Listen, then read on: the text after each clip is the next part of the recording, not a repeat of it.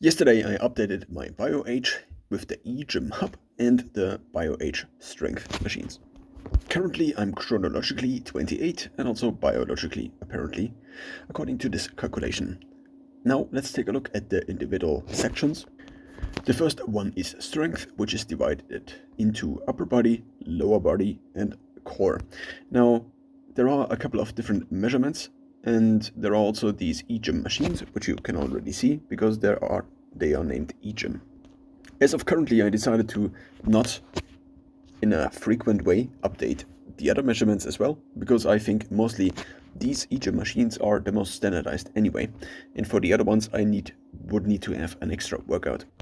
I previously had a Fitness First subscription, and in the Fitness First gym in which I trained, there were a few machines only available. I then was able to test a couple of more of these eGym machines, such as also the eGym lat pull down, once visiting a eGym Black. So there are two different ones. It basically is the pricier subscription. And so now all of these metrics have been updated. I did a 1 rep max test on all of them, and also one can see the core.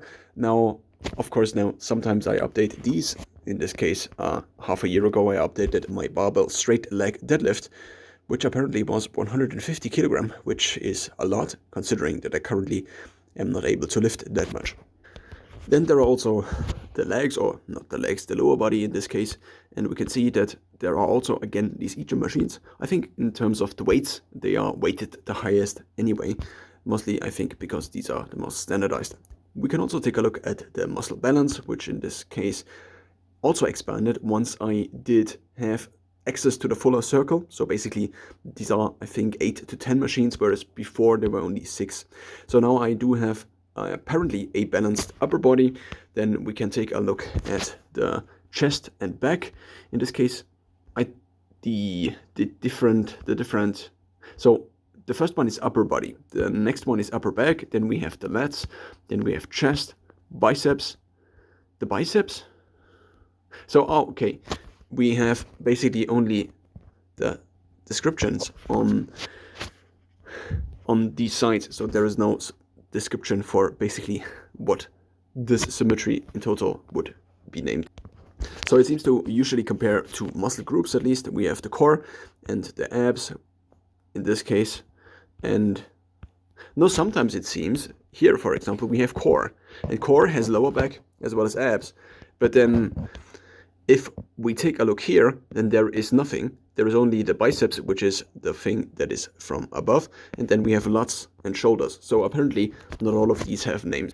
The flexibility is measured with a stick. One stands in front of this machine that has a camera, and then, so this is the eGym Hub, and then one does different exercises for stretching. This here, for example, is the lat pull down, which is also available in the gym I visited. Now, in terms of flexibility, a couple of measurements are made. The first one is the neck, then we have the chest, lat flex, hip and hamstring, and then again an overall score is calculated.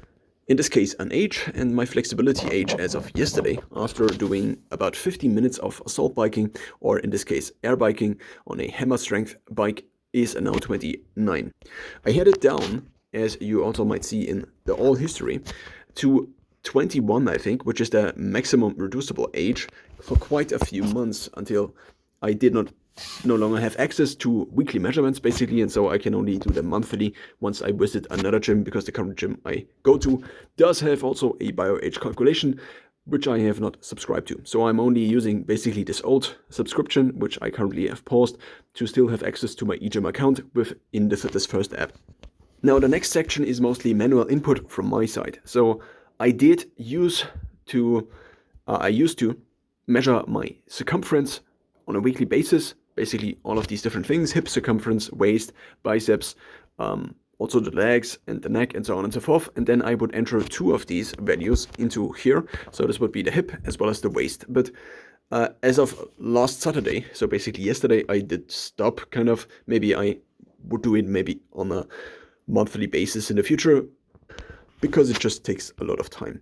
Now, the rest of the measurements are from a in-body scale, which was in my previous gym. In the current gym I go to, I cannot connect, or I was not able to connect or log in with basically the other subscription from the other gym to this Fitness First account, connected eGym account. So I have been updating hip circumference and waist circumference, but this has resulted. So basically the rest of the measurements are kind of static based on the latest measurement in here. Then cardio age, I'm 26 apparently.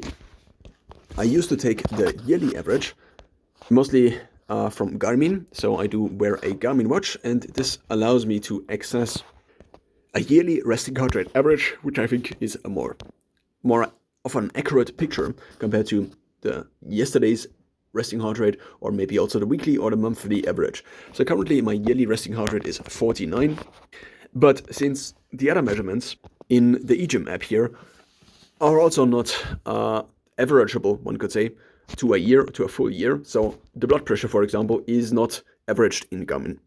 So I do measure my blood pressure every single morning with a Garmin Index BPM, or on most mornings. And then the VO2 max I can also get from Garmin. I try to at least run once a week, which usually updates my VO2 max running estimate, which is currently 57. And then I update manually once a week, basically these three values. So let's take a look at the weekly resting heart rate, the daily blood pressure, and the kind of weekly VO2 max, since I at least once in a week try to run 5K at a sufficient heart rate. So Garmin, I think, states on the website that for the watch I am using, at least for the 7S Pro, currently I'm on the 6S Pro, I do have to hit within a run 70% of my heart rate max for at least 10 minutes to have an updated calculation afterwards. So now my weekly 7-day resting heart rate average is 49. In the last week I made an effort to try to do cardiovascular training in the morning, and if I do additionally strength train then in the evening, as otherwise my resting heart rate also during the day was quite high, and I also had a little bit of a struggle with eating, as basically after I have a normal cardiovascular workout I can eat more normally, and the protein I then ingest, I also usually take a screenshot here, just basically to have the documentation ready. So the nutrient need that cardiovascular work in the morning seems to draw is more of the average food type, whereas if I strength train in the morning, then I can drink often 4 protein shakes with each maybe 60 grams or 62 grams, but I do not have empty glycogen stores, which means I cannot have this many carbs, which then makes food on average, I think, more expensive, at least for me. Now, since I began measuring with the Garmin Index BPM, my blood pressure has been kind of going high, up and down, and I'm not entirely sure if this is due to the measurement device itself. I assume at least some portion of it is due to the Garmin Index BPM being less accurate than the one I had before, which was a Omron Evolve. So since there is no average calculation, neither for the last 7 days or for 4 weeks, I just take the daily one as of today. So it's currently midnight. I do not have a reading, so I take the one where I stood up today at 4 in the evening, and then enter it also into this app, 127 and 80. And then I can see if I basically have improved compared to last week. So now my cardio age is again 24, before it was 26. And this seemingly has reduced, in this case, my weekly overall bio age by 1 year, or at least rounded up or down, depending on what actually the result is. Basically reduced it by 1 year. I am very glad, I think, to have had access to this calculation, as I think it's the most comprehensive calculation I do have access to. Garmin also has their fitness age, but it only includes a couple of variables, and also seems to change with age. So, for example, in terms of body fat, I did have to hit a body fat of, I think, 14 or 15 as long as I was 27, and then it changed. Basically, it increased, which means Garmin is now happier, or basically I do not have to be that low in body fat for Garmin to still give me a 18 in terms of fitness age.